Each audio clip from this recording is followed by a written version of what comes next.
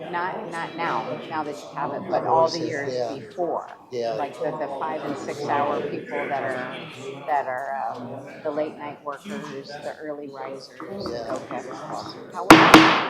Okay, the Charter Township of Plymouth Board of Trustees regular meeting of Tuesday, January 23rd will come to order. Mr. Clerk, please take the roll. Trustee Stewart. Here. Trustee Monahan is excused. Trustee Kermy. Here. Trustee Buckley. Here. Clerk Borba here. Treasurer Dorshevitz. Here. Supervisor Heisey. Here. We have a quorum. Okay, tonight's Pledge of Allegiance, how about Police Chief James Nightel?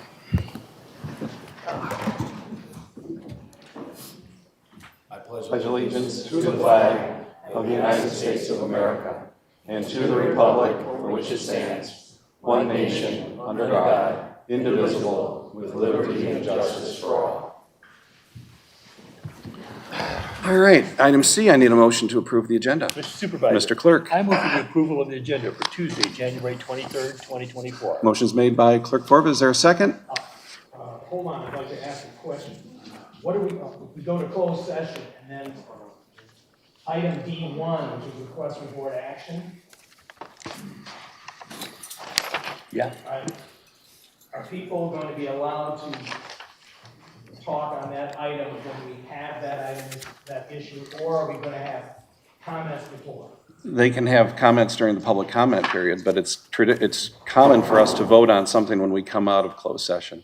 Right, but it's also common that we allow public comment on the agenda item when we're on the agenda item. Well, that isn't always done, but public comment, I mean, so what do you look, I mean, so what are you looking for? Well, either that we allow it or that we have public comments before that item.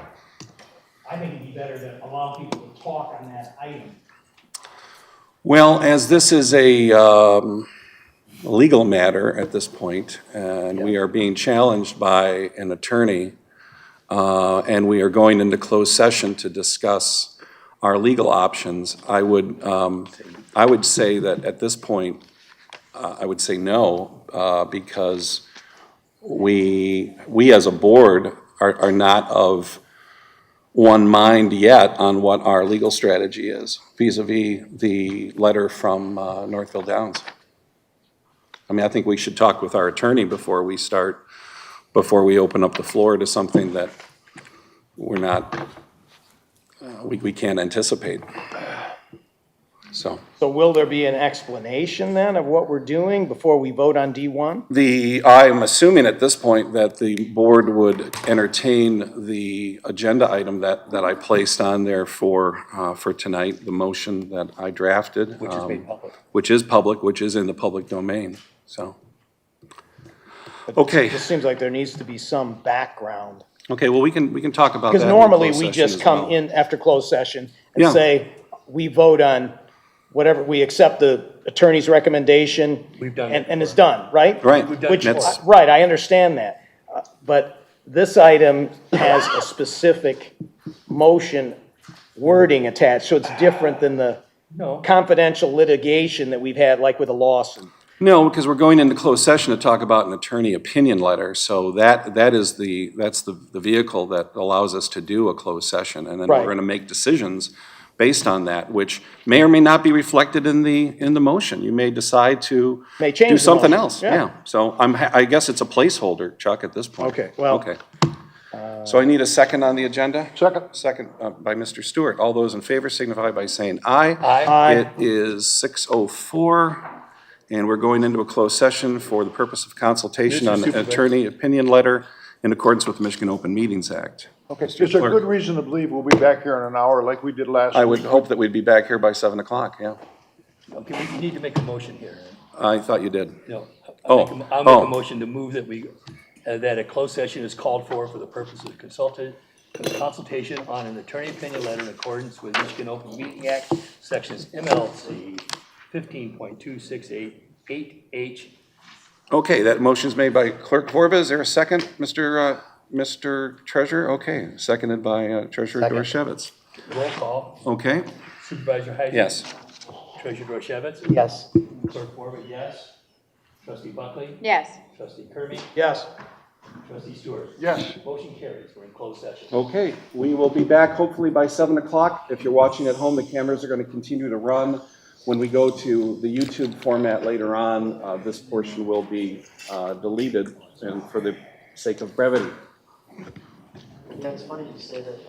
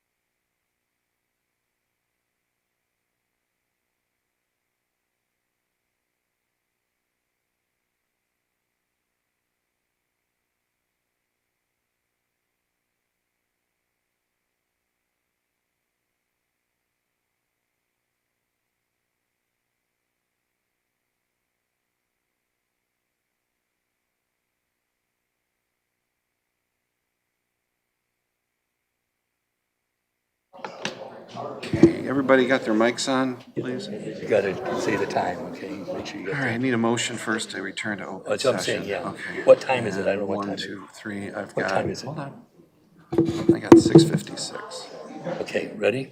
Yeah. Okay, folks, we're back on the record. We need a motion to return to open session. Mr. Supervisor, Mr. Clerk. I move that at 6:56 PM that we return to open session. Okay, motion's made by Clerk Vorba. Is there a second? Second. Second by Trustee Buckley. Mr. Clerk, please take the roll. Trustee Stewart, Yes. Trustee Kermy, Yes. Trustee Buckley, Yes. Clerk Vorba, yes. Treasurer Dorchevitz? Yes. Supervisor Heisey? Yes. The motion carries. Okay, at this time, I move that the Board of Trustees rescind motion 2023-02-28-14, authorizing negotiations of a planned unit development for Northville Downs LLC, which also mandates a community benefits agreement. And further, that the township attorney respond to Northville Downs attorney with the legal and factual information supporting the township's decision. Is there a second? Second. Second by Clerk Vorba. Mr. Clerk, please take the roll. Supervisor Heisey? Yes. Treasurer Dorchevitz? Yes. Clerk Vorba, yes. Trustee Buckley? Yes. Trustee Kermy? Yes. Trustee Stewart? Yes. Motion carries. Okay, thank you. Next is approval of the consent agenda. Mr. Questions or Supervisor. concerns? Yes, Mr. Clerk. I move for the approval of the consent agenda for Tuesday, January 23rd, 2024. Motion's made by Clerk Vorba. Is there a second? I have a question. Second. Oh, hold on. So, Mr. Kermy. On the new ordinance for the supermajority for Western Township Utilities. Yeah, is your mic on? Yes. Okay. Can you hear me? I can hear you now. All right. Has there been a vote? Go ahead. Hang on, Harless, can you hear us? Yes, I can. Okay. Go ahead, Yes, sir. Chuck. Has there been a formal vote already in Watua for approving a new member of The current bylaws just state that it's a unanimous vote of the 3 supervisors. Right, but we have not had a vote of any kind in Watua yet? Or we did? No one has formally applied to Okay. join So there's Watua. been no application Not at this point. Watua? No, there have been All right.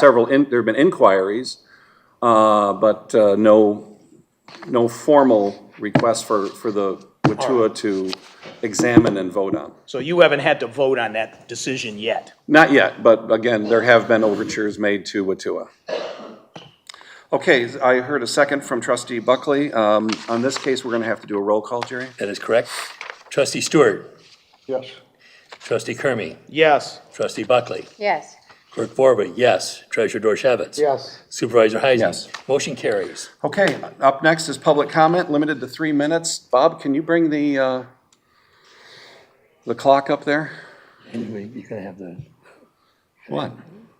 the senator, Yeah, she can go up for, if we could have, the senator. if we could have Senator Bear come up first. I did kind of promise her, so. That's okay. Thank you, that was very gracious of you, thank you. Sorry about that. 3 minutes, okay. Thank you Supervisor Heisey and trustees for allowing me a few minutes to speak today. I want to talk about the low-income water affordability bills and that you're going to have a resolution toward later in this meeting. I am a sponsor of one of those bills and a co-sponsor of the others. The bills are critical to protect the infrastructure of nearly 1,400 community water systems throughout our state, systems that safeguard drinking water for more than 7 million Michiganders, including those here. Properly maintained water infrastructure systems enhance our quality of life, enable economic growth, and a strong foundation for vibrant and resilient communities. And you know this, I know you know this, for water things that have been going on here. However, our water infrastructure needs are growing daily as our providers do not have adequate funds to fully maintain our aging infrastructure, let alone plan for future needs. Revenue is not keeping up with costs. There are too many people who cannot afford to pay their water bills, and there is a massive problem with leaks. There were many large stakeholder meetings over the last year, nearly 100 stakeholders at these meetings from more than 50 different organizations across the state, working together to create a sustainable low-income water affordability program that addresses the current and future needs of both people who need help with their water bills and the water providers for the infrastructure in our state.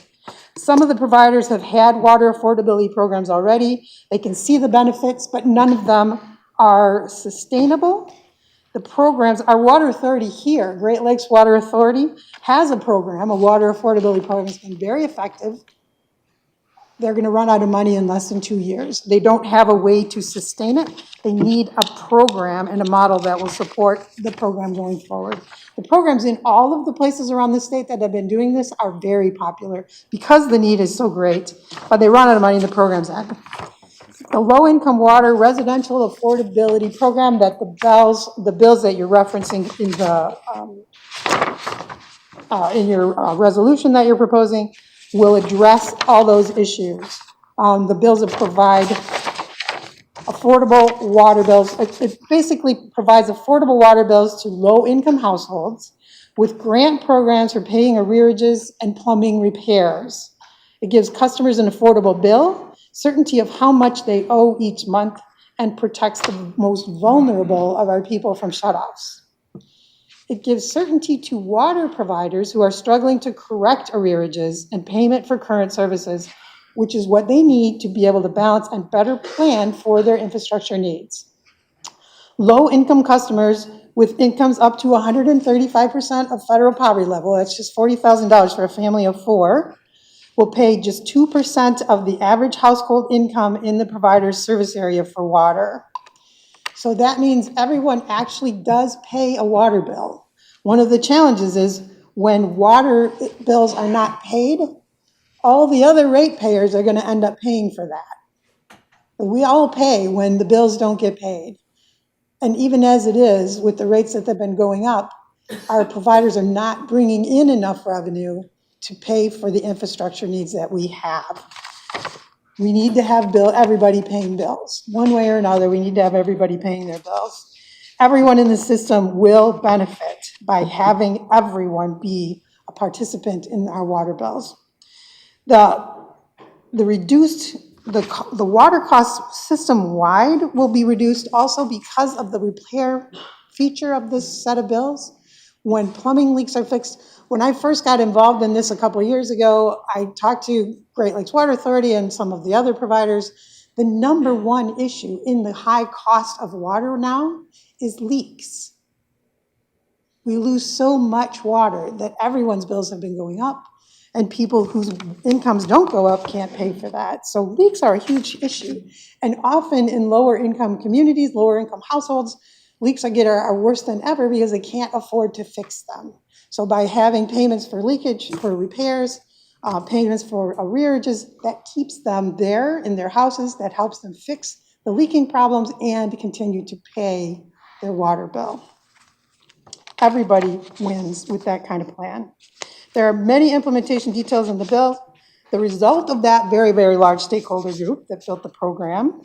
For example, there's a recertification provision. So if income changes, when income changes, you are not allowed to stay in the program. So it keeps up with people's income levels to make sure that they qualify. Water providers can use their own program, they can start a new program, or they can use the program as defined by the state. And it is a statewide program, it will be a statewide program, so these bills will literally help everybody in Michigan. All of this for a $2 fee on your water bill every month. So that $2 fee has definitive broad support. 36. Thank you. Okay. Has broad support around the state. Over the last 3 years, we've had multiple polls done on this issue. 2 to 1 is the minimum margin on the questions.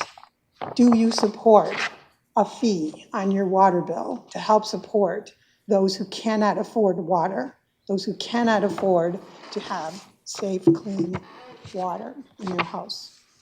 One comment and one question.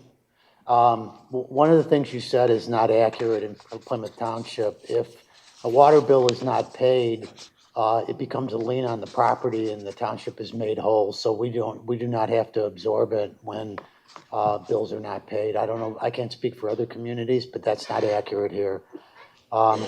Second thing, the question was, I understand that it's expected to be a voluntary contribution. No, it would show up as a fee on your water bill. Didn't we get an email today? It was late in the day from, Jim Brown? Brown, yes. Brown. City of Detroit. From DWSD, Gary Brown. Gary Brown, sorry, who He's said the- it's voluntary. It's not. It would not be voluntary. Okay. It would not be voluntary. Everybody would If we could make it participate. an opt-out provision for communities, or if individuals could opt out, like we have for the presidential, presidential election fund, you know, I mean, that, I could see myself going neutral on that, but I think this violates the Bolt decision, because this is Well, not, it's actually just like the Michigan LEAP program for energy assistance. It's the same thing. We do, That's not government, that's consumers' power to private. it's actually it's majority funding is through the state. The program runs through the state. it doesn't mean, and you know, we've been in the same business, but it doesn't make it right, I'm just saying. I mean, there's other examples, I think, of where Bolt has been stretched, you know, to the limit, but I just don't think this meets the standards of Bolt, and that's a big problem. I think if it were voluntary, I think that would be fine. You know, if people want to contribute to a fund, I think Consumers Power or DTE offers something like that, the THAW fund, where people can voluntarily put money into a fund like that. I don't think anybody's debating the need. I think there's just a better way of doing this rather than up to $36 a year fee, tax, whatever you want to call it, on our ratepayers. We have our own sewer system in Plymouth Township. I mean, we work really hard every day to keep water and sewer rates low. And I think if this shows up on our residents' water bills, I think we're going to get the blowback from our residents, and I don't think it will, though. I mean, we have had you'd be many surprised. People polls. fly spec their water bills around here. I do and, appreciate the but- participation by the residents. But of again, Plymouth Township. I mean, But we really these- do, over and over again, the polls have shown Yeah. that the people of Michigan do support this. There are hundreds of thousands of people who need help and don't have clean water. I mean, Then Senator, all those people who you've polled can voluntarily pay. That sounds like a great idea. Yeah, I don't. well, the rest so of the anyway, story is, though, it is part of the Anybody. systemic Yeah. problem we have in supporting the water providers and the infrastructure. Yeah. It all goes together. Flint went bankrupt is because people didn't pay their water. Right, people didn't pay their bills. And the same thing with Highland Park, the same thing with, if you don't Well- pay the bills, the systems fail. And as you know, I advocated strongly in favor of the city of Highland Park because my suggestion, which eventually the state did do, is they used ARPA money to help rebuild their infrastructure. But they have to now be a full-fledged member of GLWA, and they have to comply with a lot of very strict standards that I hope they do. Remember, GLWA was billing us for their legal expenses and their attorney fees because, you know, they were losing in court. And they didn't do that. They didn't ask us to do that. I They know, just did it. that was a whole So- different story there. So I know, but, But the $2 underlying issue is the infrastructure. I And mean, the $2 a reason month that the doesn't- bills in Highland Park are so outrageously high that people So- can't pay $2 is a month because of doesn't the sound state like a of the lot, but infrastructure. it's a $250,000 a year that Plymouth Township would be donating to this fund. Why not do a volunteer, why not explore it as a voluntary contribution? mean, Actually, we had done the calculations of the numbers of people that need the help, how much that will cost, and what do we need to put into the fund to be able to pay to support this program. And that's where the $2 comes from. It's a calculated number. So, Senator, what's the status of the legislation right now? Where is it? Is it still in the Senate? Has it been sent over to the House? It's still yet? in the Senate, Okay. right? Still in the there Senate, been a still working with committee hearing? stakeholders, still making adjustments, and Has there been a committee hearing yet? yes, Okay. there has. And there will be more, actually. There's a lot of involvement from people all around the state in this project. Sure. But this has not been passed out of committee. You appear to be an No one has advocate. taken any votes It has yet. not been passed out of committee. Correct. There has not been. Well, no, I she's am a one of bill the sponsor. sponsors. And Not a the fee primary increase on sponsor. water is a tax increase. That's my opinion. Okay. A fee increase on water in Plymouth Township is a tax increase, where someone else would then have a lower water bill. And you seem to be a frequent visitor and an advocate for your party for certain point, you're the point person. Well, this isn't a No, political thing. This excuse is me a about minute, excuse me a helping. minute, please. I deeply appreciate your family legacy Lindo. of politics. But I'm just amazed, on the basis of intellectual honesty, Have you read the Candace Miller letter in regard to your specific proposal? There are a number of very specific errors in that. She disagrees with you. Okay. And we respectfully, we have our respective Yes. And we have a opinions. motion up here tonight. Okay. I have Thank one you, question. Senator. Mr. Kermy? How come this doesn't work when you handle it at the local level, within a municipality or a county? What if they managed it themselves based on, for example, somebody in Houghton County, where they might not have a lot of municipal water systems?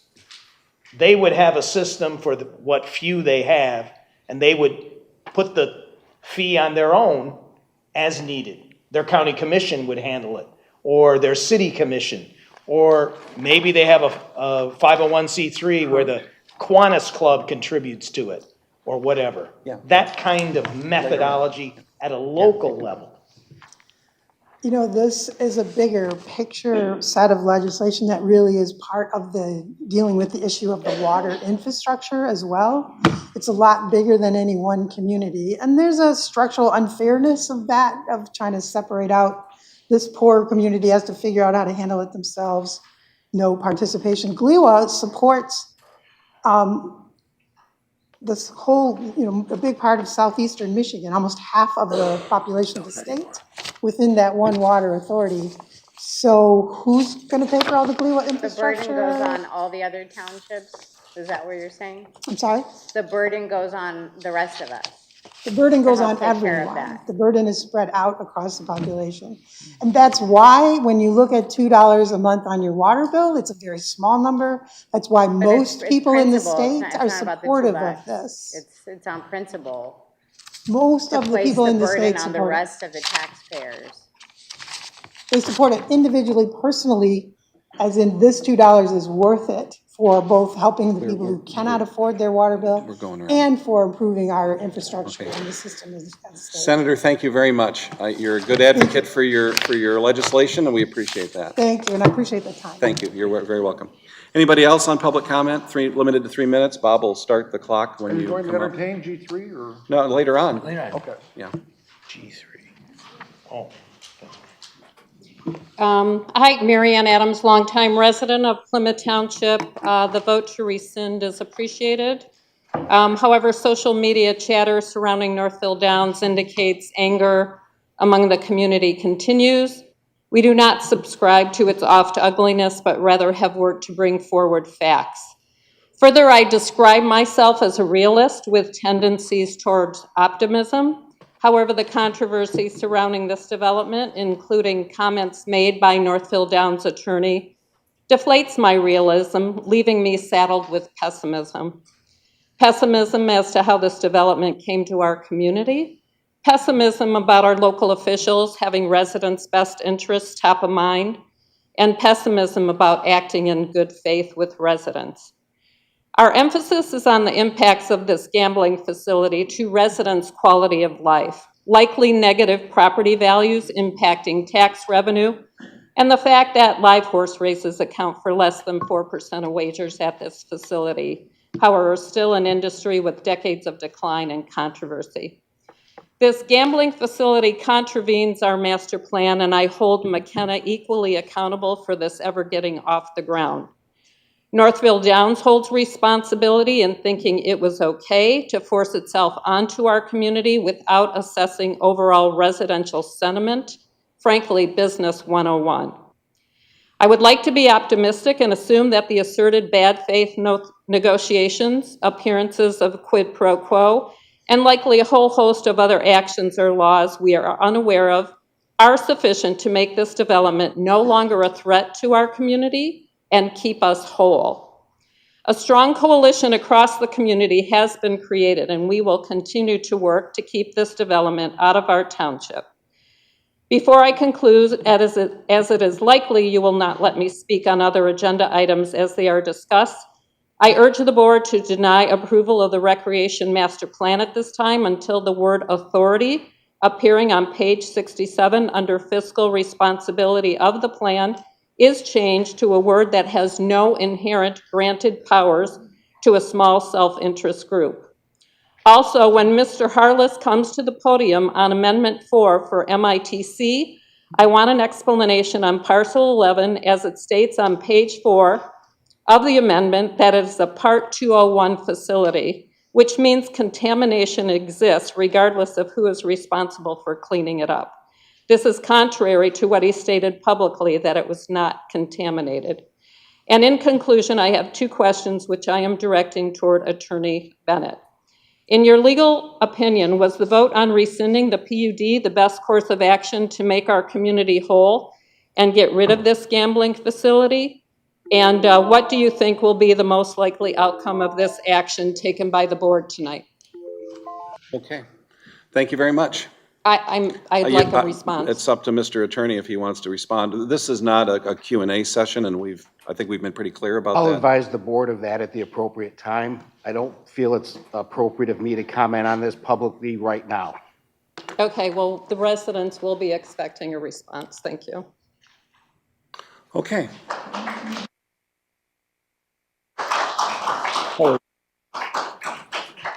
There's nothing here.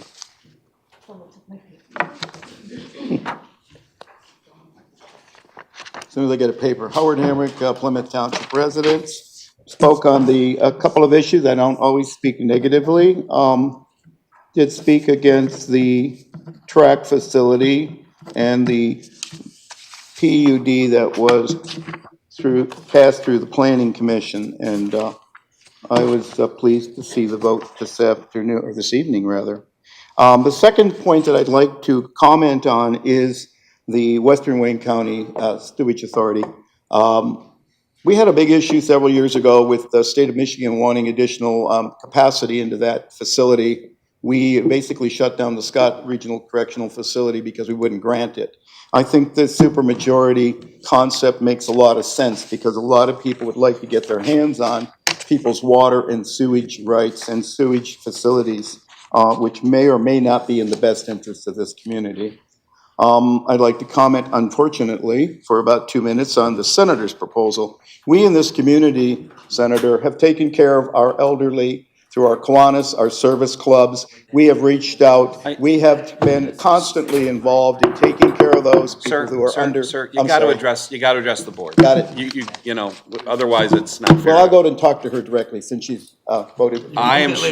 She would love to talk to you out in the hallway or give her an Would be email or fine, something, thank you. but I yeah, just that's wanna comment. thanks a lot. So what you can do is you can put I've been putting the timer up in the right-hand corner, so that way no one can say that there's favoritism, but it should be, hi Laura. Hi, Marilyn Bertera. Of course, I'm very disappointed in the board vote to rescind authorization for negotiations of the planned unit development for Northville Downs at Plymouth Township.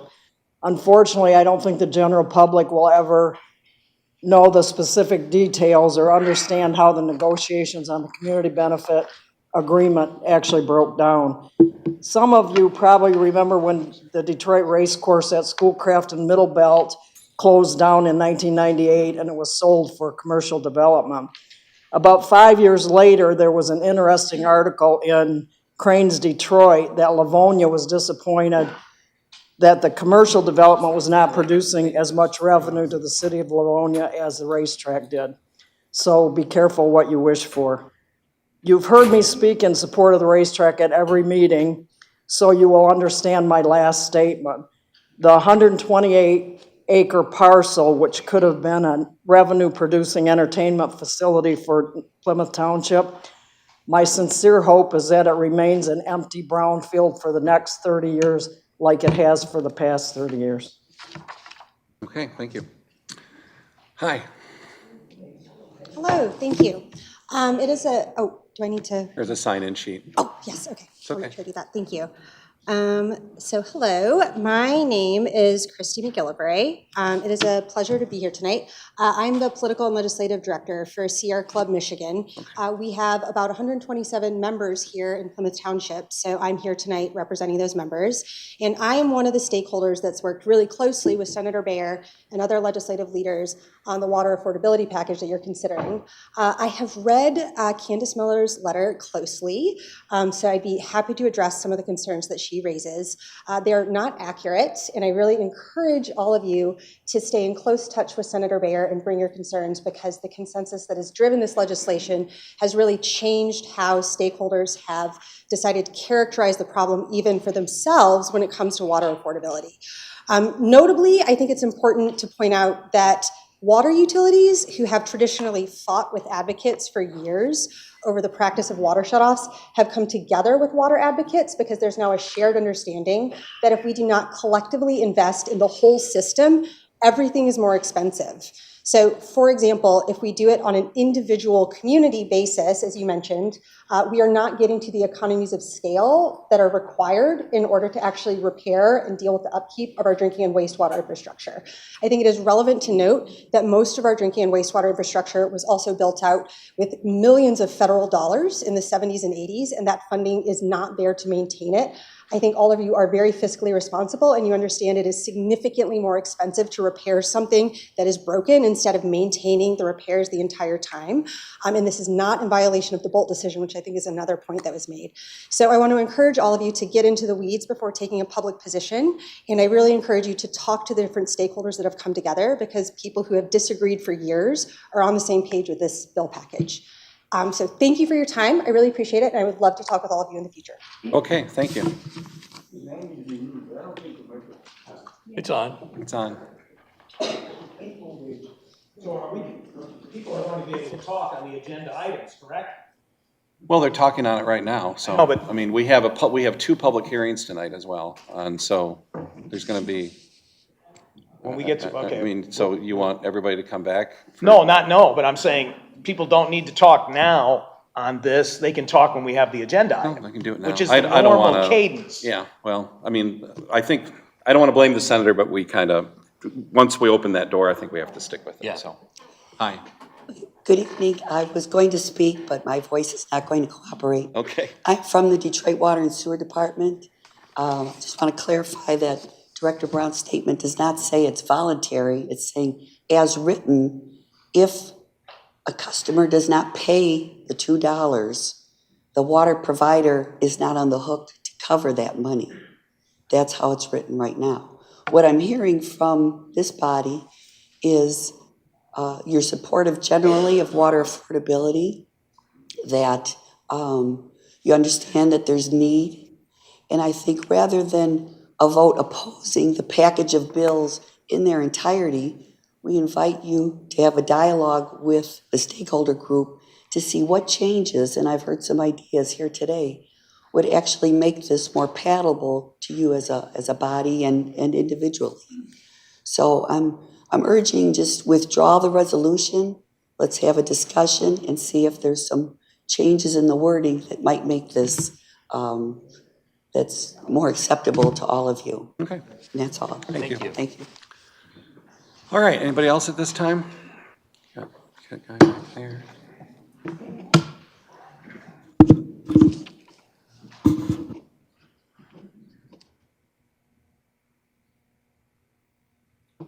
Hi, my name is Joyce Janicki, and first of all, I want to thank all of you very much for your yes votes tonight on hopefully ridding the community of the gambling facility.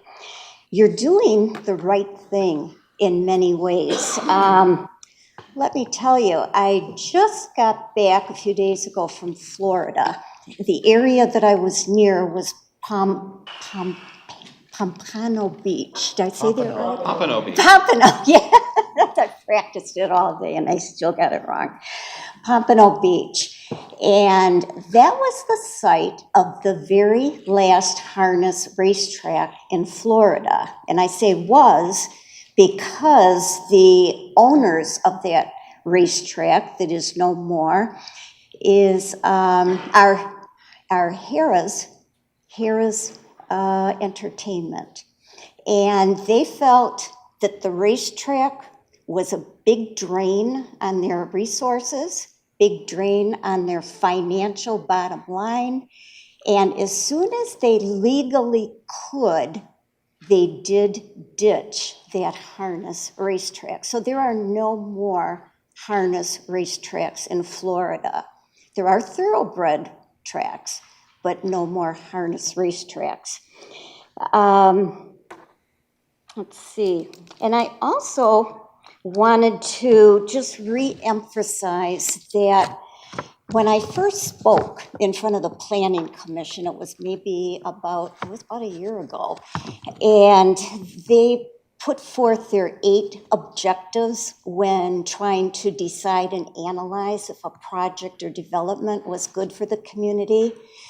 They had 8, and at that time, I encouraged them to have one more, at least one more, and that would be, how does this affect any of the participants in the new development? And yes, I'm talking about the horses. Horse racing is cruel. Last time I was here and I flipped through all those numbers and names of horses that died in the US last year, there was only 300 and something. The grand total in counting is now 510. Picture 510 horses out in your parking lot. They probably couldn't even all fit. They died either on the track during training or in the stall. And so far this year, 11 race horses have met death. And their deaths are not lying in the straw, old age, their tummies full of oats. A lot of these horses died in very, very tragic, gut-wrenching tragedies. Okay. And thanks again Thank for you. your yes votes.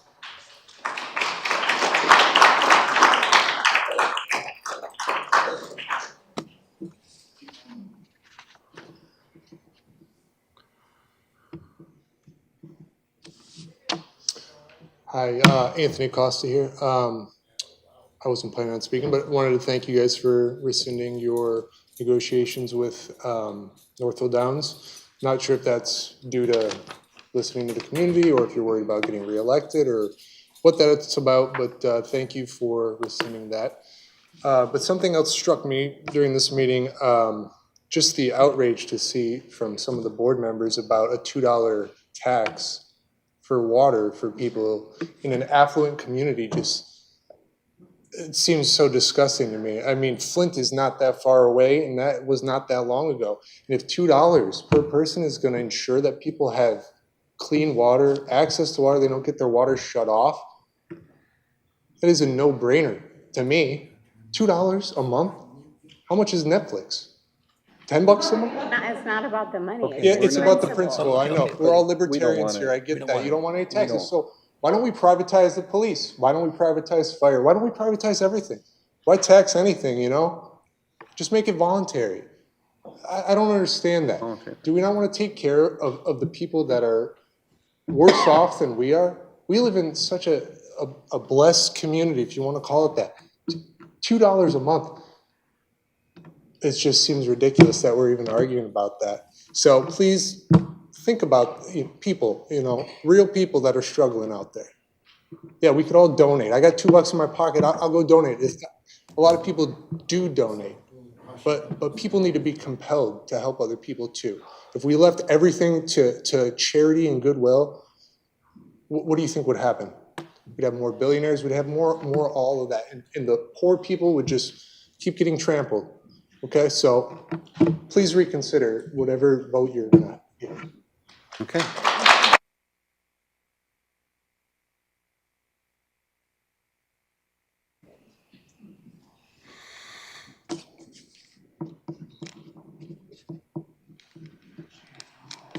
Hello, board. My name is Rena Bond. Would you be willing to take that down so we could hear better?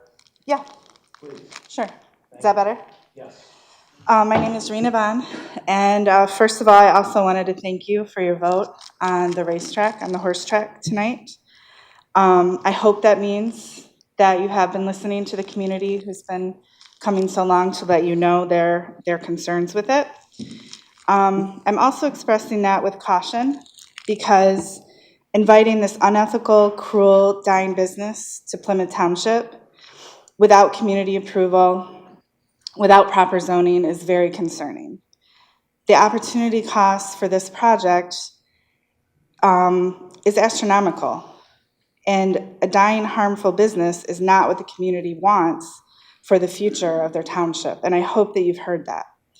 Additionally, it's very concerning that it's taken this long for the board to take action towards community wishes.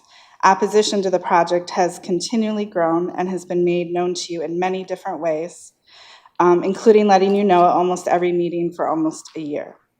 The mishandling of the project has broken community trust and highlighted the very valid concerns about their board and the desire and need to have transparency and accountability for the people that they have hired and entrusted, but who have not been listening to them.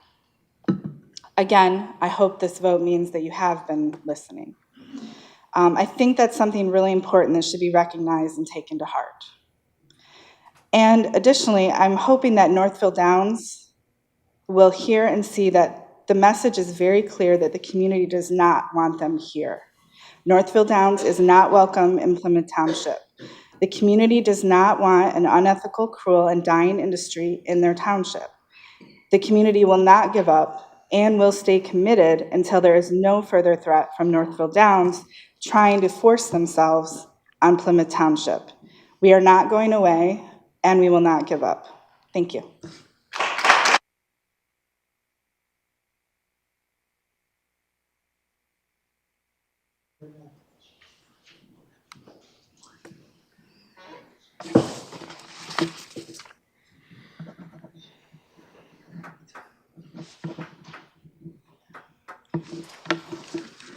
Good evening. My name is Margaret Bechtel. Horse racing is horrific animal cruelty. They are all drugged, and obviously it's against their will. And after their few months of usefulness, they are trucked across the country for 30 hours, given no food or water or rest, packed so close they cannot move, and then their throats are slit with no pain medication. This is a dying sport that just needs to die. Thank you.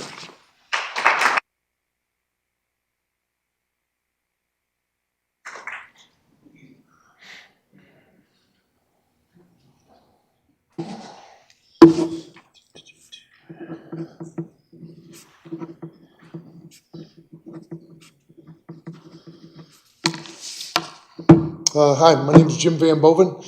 Wasn't going to speak tonight, but after that last comment there, I've owned horses for 40-some years, worked with them when I was going to college at DRC, Hazel Park. My horses currently race right now in Chicago, Hoosier Park, Indiana, Ohio. Michigan is in down times. I can go back and give you the history of why we didn't get slot machines at the racetracks. Had we got them here, we would be doing better than Ohio. And Ohio is knocking it out of the park. Unbelievable money. I don't know what horses are shipped across the country and throats are slit. That's not even close. There could be 11 horses that have died this year. I can tell you there has not been one harness horse.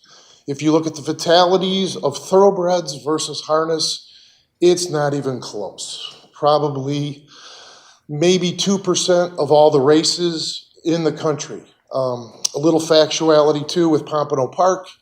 Yes, it was owned by a casino. They sold the property. They got a better deal because of the real estate values. But the harness track itself was excluded from the slot machines of the thoroughbred tracks. The thoroughbred lobbyists got to the, unfortunately, the politicians, and the harness track was not included. I can guarantee you to this day, if they had slot machines there, that property would be very, very viable. It's a beautiful facility down there, and a lot of people race their horses in Florida because of the winter weather. We just canceled at Northville the other night just because Mother Nature. I don't know, 4 inches of snow on Friday night. It's too bad parties couldn't come together. It's I hear gambling, but it's an entertainment thing too. Go to Northville Downs on a Friday and Saturday night. You'll see people up there betting $2, $4, $6, having a good time. It's unfortunate. Our industry, like I said, is unfortunately we didn't get slot machines. I can't tell you how many people would tell me they drive to Mount Pleasant.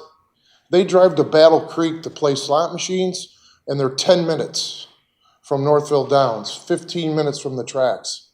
They won't go downtown. It is what it is. Thank you. Okay. Thank you.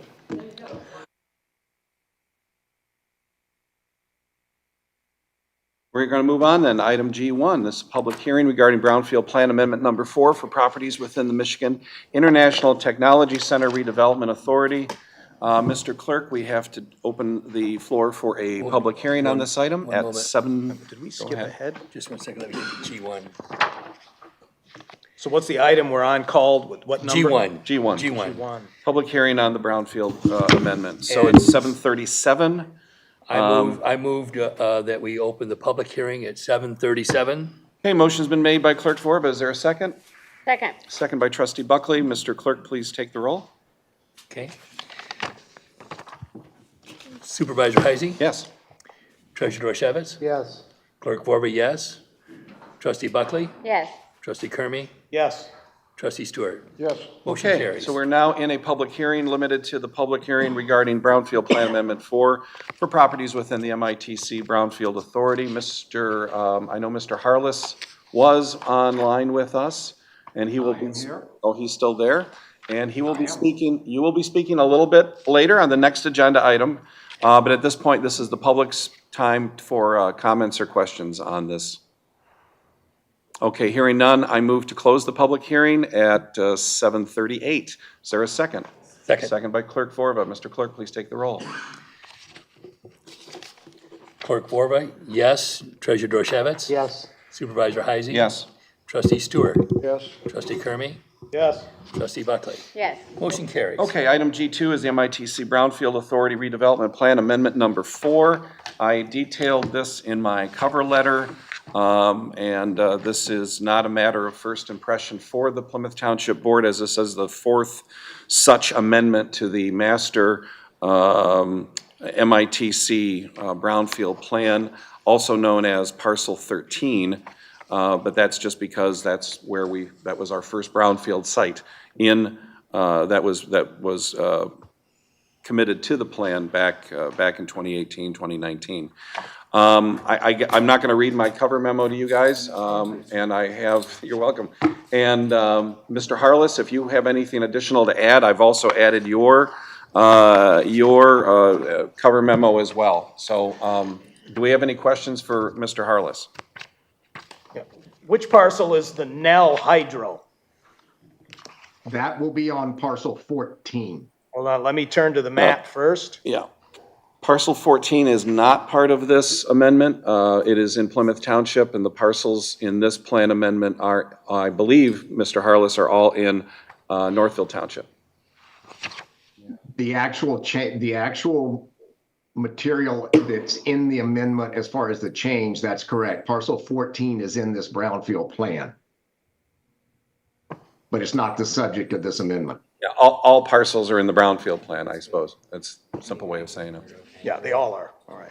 So 14. So Jim, we're talking about parcels 9, 8, and 7 in this case? In this one right now, it's only 7 and the western 25 acres of parcel 9, okay, which is under development for the Northville Lumber Company. Okay, so Northville Lumber is currently building a facility at the northeast corner of Napier and 5, and that is actually under construction right now. And then parcel 7 is slated to be 100 townhouses. I don't remember who the developer is on that. Toll Brothers. It's Toll Brothers. So those are the two parcels that we're talking about tonight.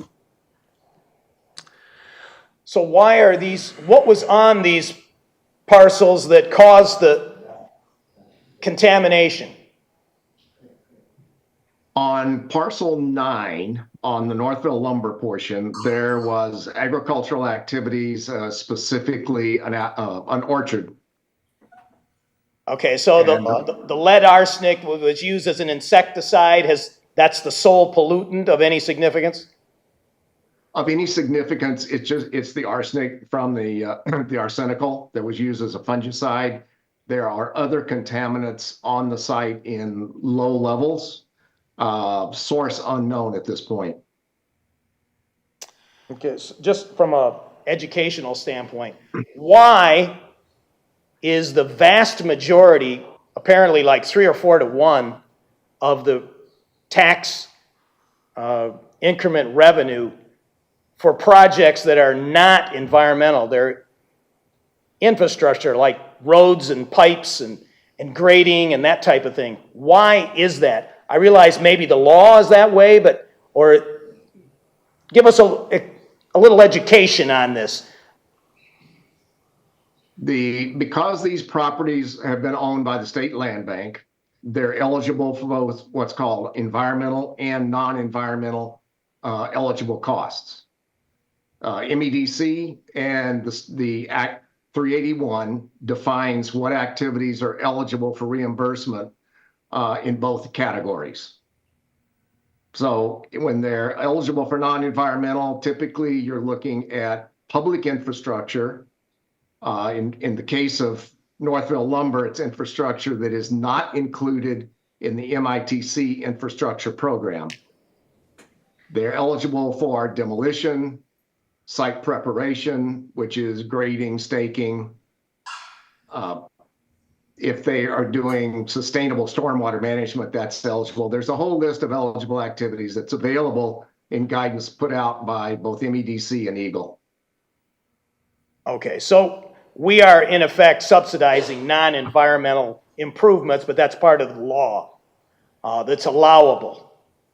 And so taxpayers, so they're, to make it clear, is there's almost no revenue from these projects coming from before 10 to 30 years for either the school district or the townships or the county. And the primary reason is because so much of it is going to non-environmental work, which I realize is allowed. Out of that 1,470,000, scroll that up, let's see how much is environmental at the top of the page. Well, right there, hold on. 350,000 of it is environmental out of the 1.5 million. All right, I understand, but I don't like it, but that's just the way it is. This is on the Northville Township side. Right, but you know, the same. The land is currently, Dr. Harless, the land is currently owned by the Michigan Land Bank? It was when it was put into the Brownfield plan. It's now owned by New Northville LLC. How did it make its way into the land bank? I believe it was transferred by Northville Township. The Northville Township Board and Supervisor back in the day, a couple of years ago, they decided to transfer it over to the land bank. I think it gave them better, greater leverage financially, I would say. Northville Township was paid for that. They owned it they had title at one time. Yeah. So they were paid for it. Okay, any other questions for Dr. Harless? I know there was a question from the audience about parcel 11. I believe that's the Northville Downs site. Yeah. I mean, are you prepared to answer any questions on that tonight? That's not what you're here for, but I don't want to put you on the spot. No, I'd be happy to address that. There's a common misconception that the Brownfield plan that says there's contamination on that parcel. It is on parcel 12, not parcel 11. When that Brownfield plan was passed, the MITC parcel numbers 11 and 12 were a single tax parcel. So the description of environmental issues is for that tax parcel. The contamination that's described is only north of the railroad tracks on what is now called MITC parcel 12. There's no record of any contamination on parcel 11. So in your presentation, maybe, I think that's where the confusion's coming from. It may say 11/12. Because they were together at one time. Yeah, but that may be, when you read it, that's why people are concluding that parcel 11 has contamination. Yeah. So let's find that here. And maybe I realize some of this is from years past, but you may need to correct that. so that it's clear. It's page 4. So parcel, hold on, It's everybody. actually a moot point at this time because parcel 11 has been separated from parcel 12. So I can tell you, based on the environmental research that was done, parcel 12 at one point was a motor farm for the prison. There were tractors and other motorized vehicles stored there. There was a garage. There were oil and gasoline containers stored at that site. I believe parcel 11 was a pig farm. I know we had Mr. Oh, golly, come on, I forgot his name. Mr. Charlin. Mr. Charlin came in and we actually conferred with him and he confirmed that as well because his family farmed this area. So again, I don't, we're not here to talk about parcel 11 and we just gotta focus on what we're here for. I think Mr. Harless has answered the question as best he can. I know, we're not gonna, look, we're gonna go back and forth on What this is all a night. 201? Oh. Yeah, could you do that? And then Mr. Harless, Dr. Harless, if you could email us, we'll get, or email, we can share that email and we can air it out that way. Tell us what part 201 facility means. Part 201? 201. That means there's contamination present at a level greater than what the regulations say is suitable for residential use. All right. Okay. All right. It may be fine for non-residential, but to define it as a facility, it only has to be greater than a residential use criteria. Okay, to clarify then, 11 is an industrial facility or industrial park, and it has some contaminants, but it will not preclude, it doesn't require any additional cleanup. I know of no, it has not, there's no contamination that I know of there. All right. There's nothing above residential criteria that's been reported. Okay. All right, that clears up the confusion. Do we have any other questions for Dr. Harless at this time or from the board? Hearing none, I'll entertain a motion. Mr. Supervisor. Mr. Clerk. I move to adopt Resolution 2024-01-23-04, authorizing the approval of the Michigan International Technology Center Redevelopment Authority, MITC, Base Brownfield Plan Amendment Number 4. Motion's been made by Clerk Vorba. Is there a second? Second by Treasurer. Supervisor Heisey, may I make a correction? It is the parcel 13 Brownfield plan, not the base Brownfield plan. Okay, so we will change that to the Parcel 13. MITC Parcel 13. 13, Brownfield, not the base. Is that okay? Yes, thank you. Okay. As amended. Let's look at 13. All right, so motion's been made and seconded. Mr. Clerk, please take the roll. Clerk Vorba, yes. Trustee Kermy. Yes. Treasurer Dorchevitz. Yes. Trustee Stewart. Yes. Supervisor Heisey. Yes. Trustee Buckley. Yes. Motion carries. Point of clarification Yes, before we sir. go. 13 is in Plymouth Township? No, No. yeah, because as I said in my cover That memo, was the parcel original. 13 was the original first brownfield site that we registered with the state of Michigan. It is the touchstone for all of the other parcels. We should have called it something else, I don't know, Joe or something, but it is what it is. It's called parcel 13, okay? All right, good, we're done with that. We're gonna move on now to item 3. This is the resolution to oppose the water authority, water affordability legislation. Any, Harless gonna drop now? pardon me? Harless drops? Harless drops. Goodbye, Jim Harless. Bye. All right, so any comments or questions? We've heard from the public on this. Mr. Supervisor. Mr. Clerk? I move for the Board of Trustees to approve attached resolution 2024-01-23-05, opposing the proposed legislation concerning the water affordability that is currently pending in Lansing. Motion's made by Clerk Vorba. Is there a second? Second. Second by Trustee Stewart. Mr. Clerk, please take the roll. Supervisor Heisey. Yes. Trustee Stewart. Yes. Treasurer Dorchevitz. Yes. Trustee Buckley. Yes. Trustee Kermy. Yes. Clerk Vorba, yes. Motion carries. Okay.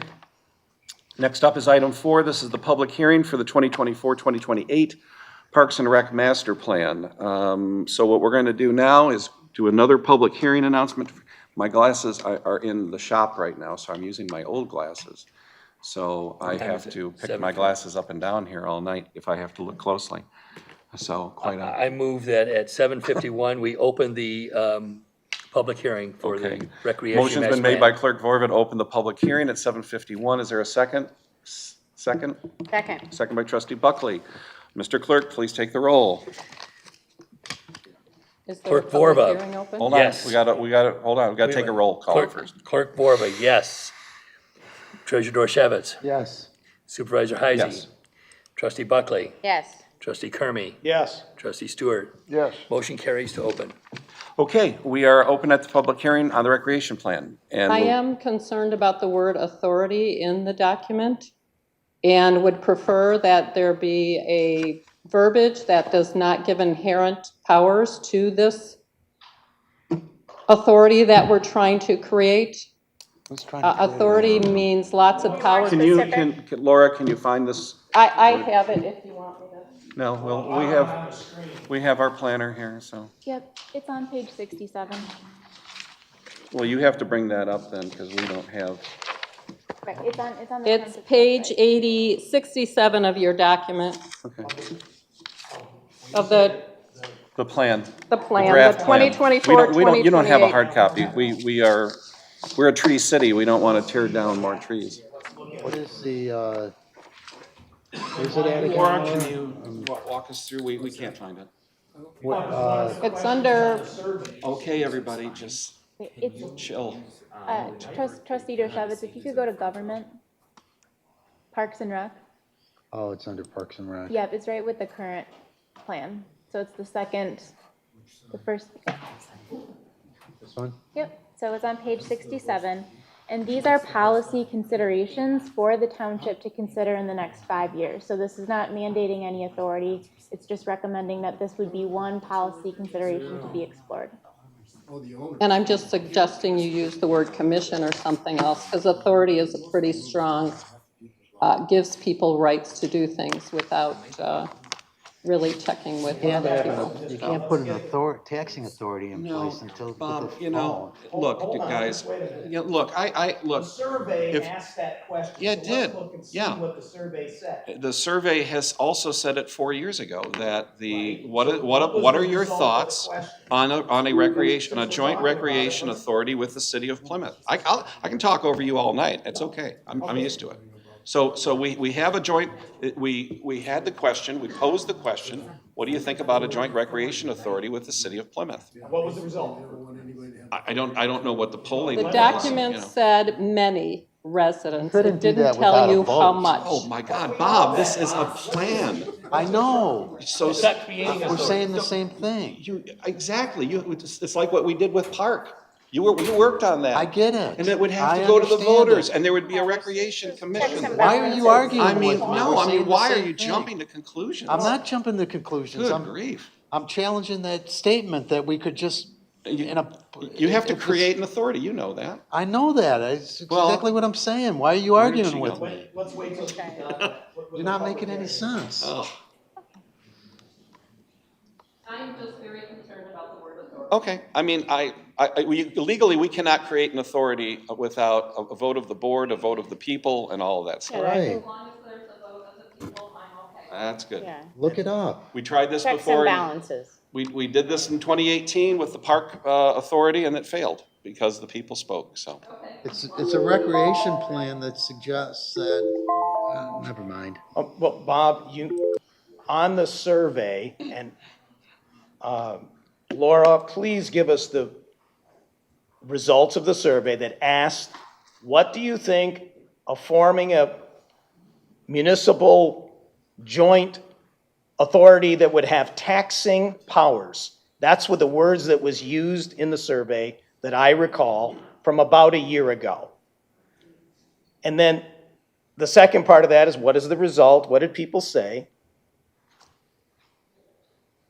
Are you looking it up? Are you finding it yet? I need to pull it up. Okay.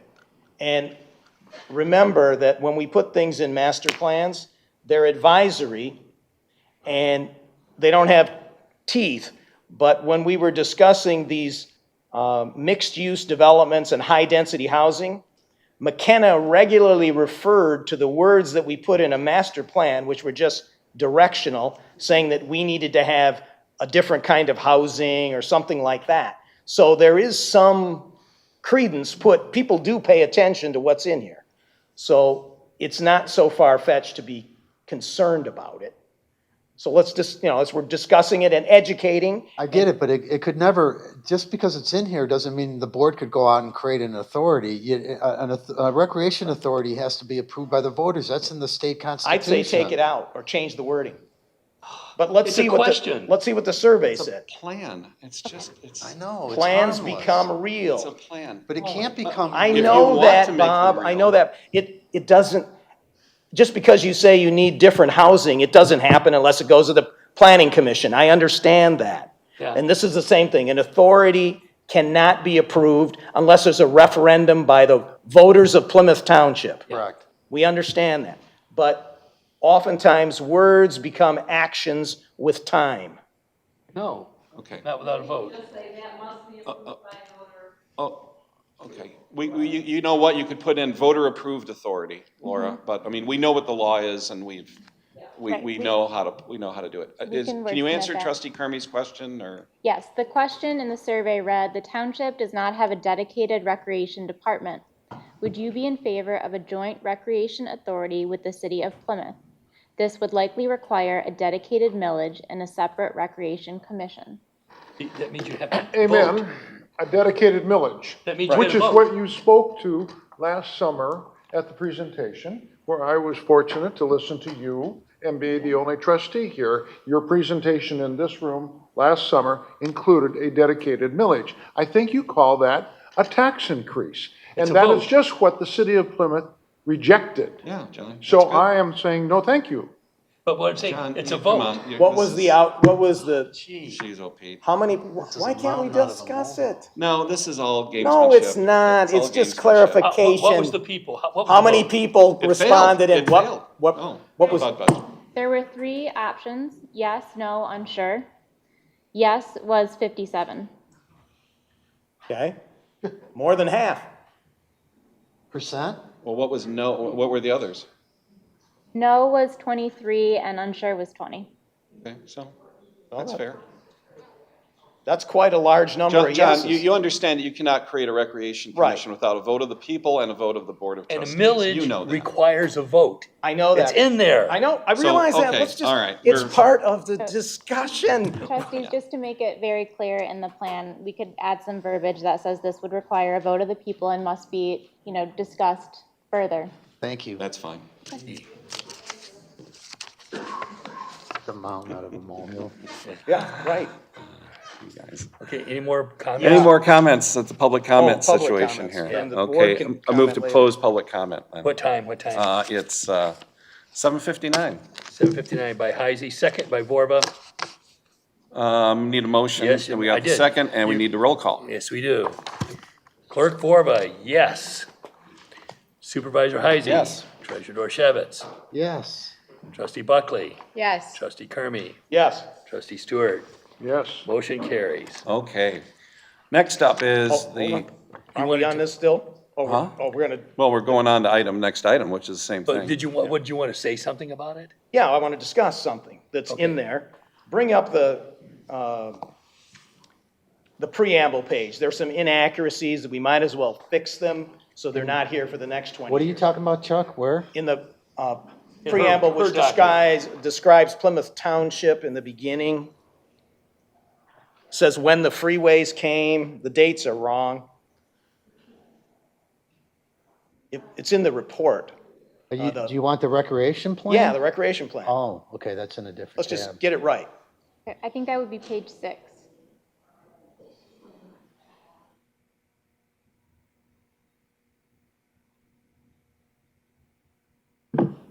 This one? Yes, Yeah. page 6. Now, there's some things in there that, since you wrote this, you know what the preamble is, and I can't read it from here. What does it say about M14 and, we're talking about freeways? Do you know where that is? Yep. M14 was constructed in 1956. That's not true. It was you talking about the freeway? Yes. It's 1979 is when it was opened. A huge Originally, discrepancy. Ann Arbor Road was M14. I know, but wasn't she it? said freeway. Well, Michigan 14. Well, Michigan 14 has been here for 100 years. That's Ann Arbor Road. But M14, the freeway, is 1979, Okay, well, we'll make the change. not 1956. And then I-275 is 1975, not 1979. You can go back and check somewhere, but Just make the change. yeah. Just that way it keeps things from perpetuating inaccuracies. Because I'm sure you copy and pasted this from the last one, right? Typically, that's what we do with boilerplate. Well, this is an update to the plan that you currently have. Okay, so it's an update to the plan we currently have. Yep. Okay, any other questions or comments from the board?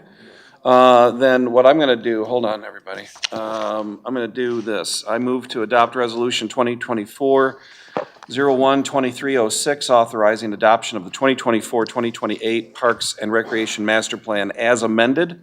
Okay, so we know we're gonna make those notations as requested. Second. Okay. Motion's been made by me, seconded by Clerk Forva. Mr. Clerk, please take the roll. Supervisor Heisey. Yes. Treasurer Dorchevitz. Yes. Trustee Stewart. No. Trustee Buckley. Yes. Trustee Kermy. Yes. Clerk Forward, yes. Motion carries. Okay. Next is item 6. This is the collective bargaining agreement with the Police Officers Association of Michigan. Now I know why you guys are back here at the door. And so. Who's guarding the township? Yeah, I know. Yeah, we're safe. This is the safest room in town, I can tell you. So I have already briefed the board via attorney-client privileged email outlining the changes, and then we also have attached the tentative agreement, the TA items, which are also self-explanatory. I'm just going to say that this is, and I think Chief Nitel would agree, we have never seen an environment like this in this country, certainly in this region, where it's so difficult to attract and retain police officers. I remember in my early city days, we would get 25 applications for one position.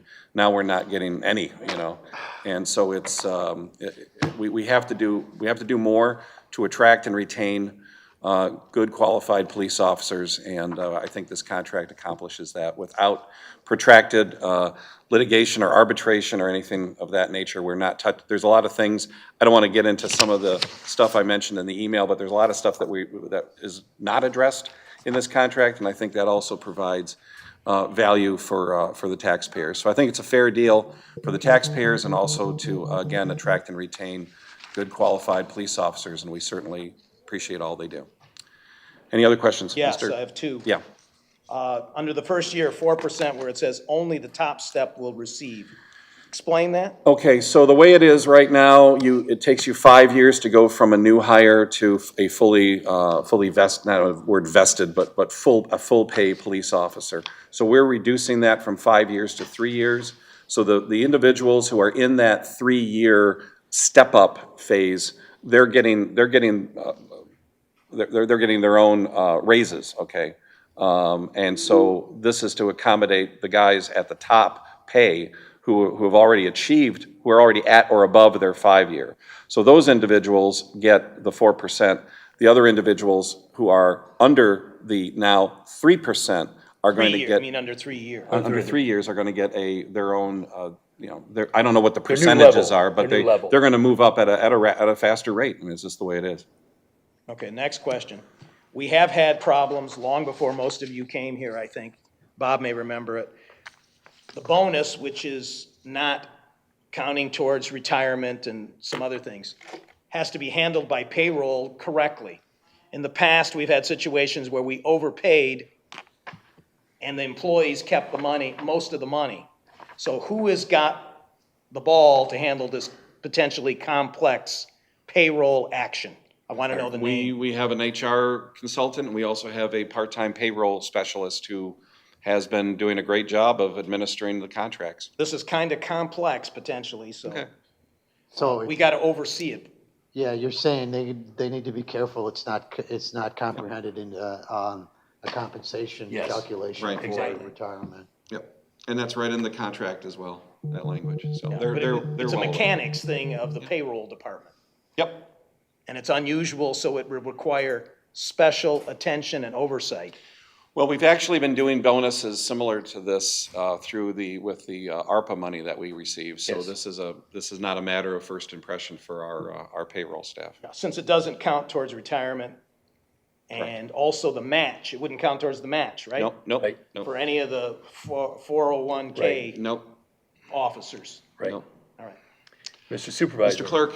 I move that the Board of Trustees approve the collective bargaining agreement with the Police Officers Association of Michigan, police officers, for a term beginning January 1, 2024 and ending December 31, 2027, and authorize the supervisor and clerk to sign the same. Okay, motion's been made by Clerk Vorba. Is there a second? Second by Trustee Stewart. Mr. Clerk, please take the roll. Clerk Vorba, yes. Trustee Kermy. Yes. Trustee Buckley. Yes. Treasurer Dorchevitz. Yes. Trustee Stewart. Yes.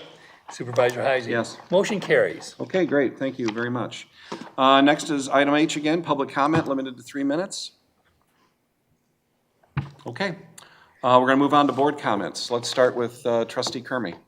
The Spars Greenhouse. Yeah. Is that planned for the next planning commission meeting? Out on the wall there, I saw that there was a major change, which sounded positive. 48 ranch-style retirement homes. Yeah. Is that true? I don't think it's, what number did you say? I thought it said 48, which So is a lot. the way I understand it today, Units and stuff. so the way I understand it today is that there's going to be some mix of like small amount of commercial on the corner, and then the rest of it's going to, the Spars Greenhouse is going to remain.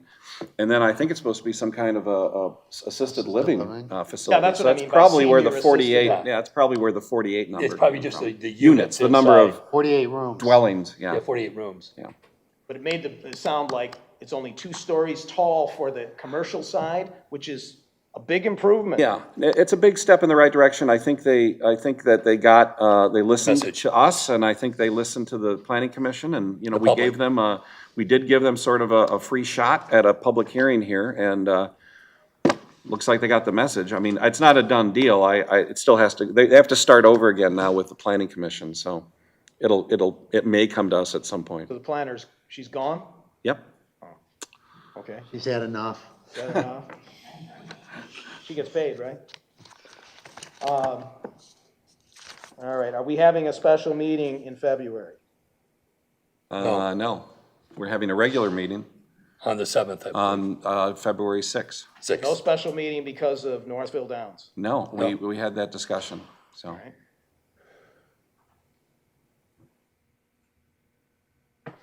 Okay, Jerry. The election process is continuing.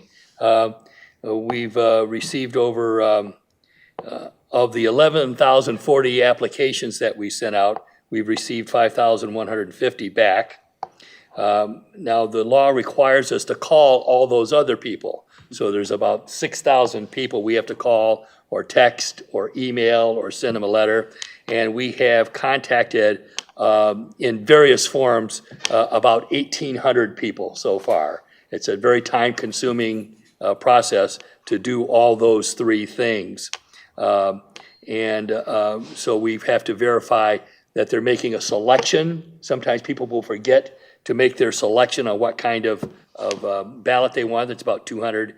And then we've had about 300 calls we've made to people where we had questions on the signature. We do look at the signatures and verify that the person who has submitted that is the actual voter. And so we've had 300 calls like that. And I have made about 15 personal visits to people who, you know, for one reason or other can't come in. You know, someone in assisted care or homebound, and I go and get their signatures or get their selection. And so I've made about 15 personal visits, and I'm pleased to do that for anybody who needs that. But so you still will be getting calls from us if you have not submitted your application. Now, I know because of the 9 days of early voting, some people, even though they received an application, are saying, "Yeah, I'm going to try this new thing." You're still going to get called because the law requires us to call you. But again, just let us know that you're not going to send it in. And so far, we have received 100 ballots back already. So they hit the mailboxes, I think, Monday afternoon. And so as of today, we have 100 people who've already voted and come back. And so yours and mine are in there, yeah.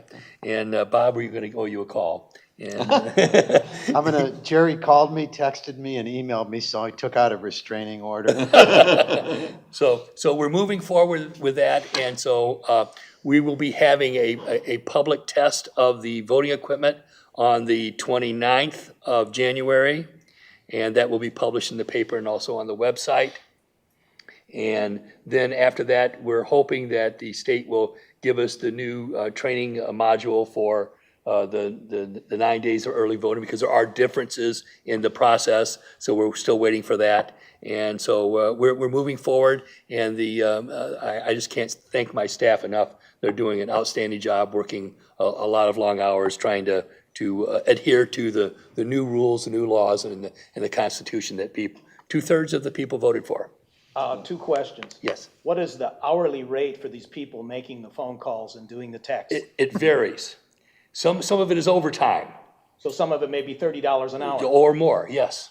You know, and it's just, I've got to make 6,000 calls. So, I mean, I don't have enough hours a day to process everything and to do it. So when we came in, there were people in there working overtime. Be careful what you vote for, I guess, right? Well, Are we ever going to get funding from the state for all well, this? we've asked for it. Are you keeping track? Yes, we are. We're keeping, I've dotted all the i's, crossed all the t's. Now, they have provided some of the new voting equipment. I've already received that. I received a new drop box that I put out at Macomfa and Ann Arbor Road. That was provided for by the state. So they bought you the box? They bought the box, you know. Then we had to install it, of course, you know, but. The $10,000 for the camera, did they pay for that? Well, we've submitted that's something we've asked for them to pay for. And they've acknowledged that we asked for it. So we'll see if they give us all the money that we've asked for, which is close to $250,000. One other question. Will you be willing to keep track by day of the 9 days of voting, of how many people walk in there and vote? Will you do that and give it to us in a report? Sure, absolutely. And we're required to do that for the state too. We're required to have a running total. We don't give the totals of how people voted or whether it's this many Democrats or this many Republicans, but we're required to keep, we're required to keep all that information and record it and report it to the state. And the board will receive that too on a daily basis. Okay. All right, Treasurer Bob Dorshevitz. I wanted to give you guys some context about that email that I sent out earlier today about personal property tax and how that works. So real property taxes, if they're not paid by March 1st, are turned over to the county, and the county then has a process for penalties and collecting and eventually foreclosure if they're not paid, and they make us whole. So effective March 1st, at the end of the year, all the delinquent real property is turned over to the county, and it's up to them to collect it. Personal property remains the responsibility of the township to collect, and a lot of it is small. It's $100, $200, $300, and when people don't pay it, it's incumbent upon us to try to collect it, and we have 5 years to do that. So what had happened was that, and from those bills, the township, if somebody pays it, and let's say they pay $500, that's dispersed to all the taxing authorities in their proper proportion. So the township's piece of it would only be like $50 or $47. But we're still responsible for collecting on it. So what happened with the personal property tax is that it had kind of built up for a while, and there were a couple of heavy hitters that had not paid in a few years. We had 2 years ago, we collected 22,000 of that outstanding arrearage. In 23, we collected, what did I say, 300 and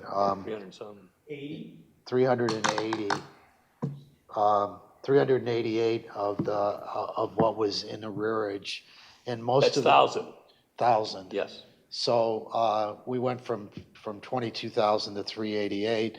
the good news is that we did the right thing for all of the taxing authorities. The bad news is we only got, 15% of that. So we're going to continue to do that and stay diligent on that. I found that, with a lot of people did come forward and pay after I, sent them a communication, and there are steps that we can go through if they don't pay. It's, you're collecting $500. It can be burdensome to do that, but you've got to collect it. Otherwise, you send a message out there that if you don't pay, we're just not going to do anything about it, and we can't do that. Thank you for doing that. That's a good Yeah. job. So that's what that was all about. Great. Other than that, taxes are being paid in the same cadence as they have been in the past. We end up 98.5 to 99% collections by the end of the tax season, which is going to be soon. That's Okay, it. terrific. Trustee Buckley. Yeah, I can speak on the Veterans Commission meeting we had last night. A very productive meeting. It was nice to get back together because we were on break, of course, over the holidays. But the commissioners are already getting right to work. We have a Facebook page, which we need to work out some of the, we need to work out some of the glitches there and what's proper protocol and such. But we are moving forward with our first sporting event for Plymouth Township in honor of veterans. It's going to be a ruck march, and we're going to decide exactly what that will entail in terms of distance and duration. But we are looking to give to a charitable organization for the veterans. So I would encourage, those that are listening and those in the audience, if you have sort of an underdog for Michigan for veterans, please, take my card and email me. I obviously, have benefited, my children have benefited from larger organizations like Folds of Honor, Folded Flag Foundation, Children of Fallen Patriots. I mean, we've been helped in so many different ways, but I feel like it's sort of a conflict of interest for me to raise money to give to them so that they can give it back to me and my kids, right? So I want some other type of small organization that we may not know about, that really is specifically working with veterans, maybe disabled veterans, something out there. So, and then we have sort of narrowed down something I kind of need to discuss too, to perhaps doing it around the July 4th weekend. We originally were going to do it around Veterans Day, but it'd be nice to kind of break things up because we have Memorial Day. Then we have, what'd you say? 4th of July. Yeah, 4th of July. Then we have 9/11. We're sort of moving forward too with the ceremony for 9/11. Then we have Veterans Day and Pearl Harbor Day, and then we sort of take a break, right? So it'll be kind of something in the middle there. And just that's about it for me. What you got? John Stewart. Thank you, Mr. Supervisor. But thank you, people of Plymouth Township, for the opportunity to serve as a trustee. I want to always have my positive and practical comments.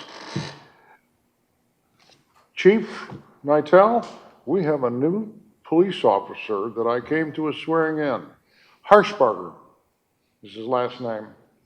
Seemed like a real solid guy, and I want to encourage Chief Conley and yourself. Dan Phillips used to say, Stewart looks at the whole person. Mental, physical, and emotional support for your officers. We're in a tough time of the year. I was shocked at an email from the public health officer of Wayne County. Narcan will now be available in vending machines. What does that tell you?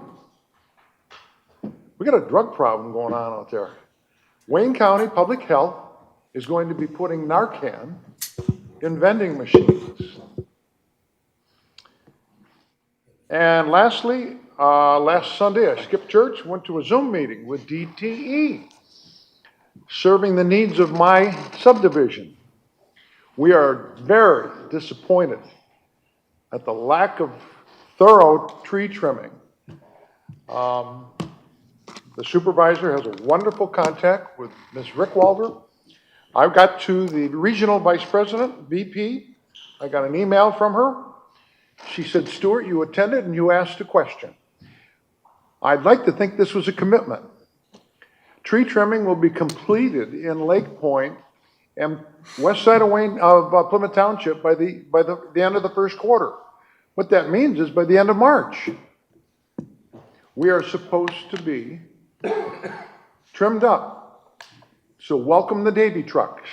I have her personal cell, I have her direct email, and I'm talking about the regional VP.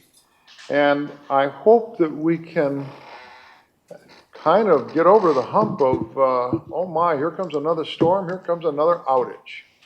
So, and finally, any police officer or firefighter going through Lake Point, you provide a calming presence. My car this morning skidded across Schoolcraft because of ice. So we're thankful for you, and we appreciate you. All right, terrific, thank you. So our next meeting is February 6th, and the big item right now is our annual golf course update. We'll have the managers of Hilltop in here. I think we have, I don't want to get ahead of myself, but it looks like another very profitable year for the township, and they'll be sharing that good news with us. At this point, there's really nothing else on. We will finalize the goals that night as well, and everything else right now is still kind of fluid, so I'm not going to, I don't want to, get ahead of myself on that.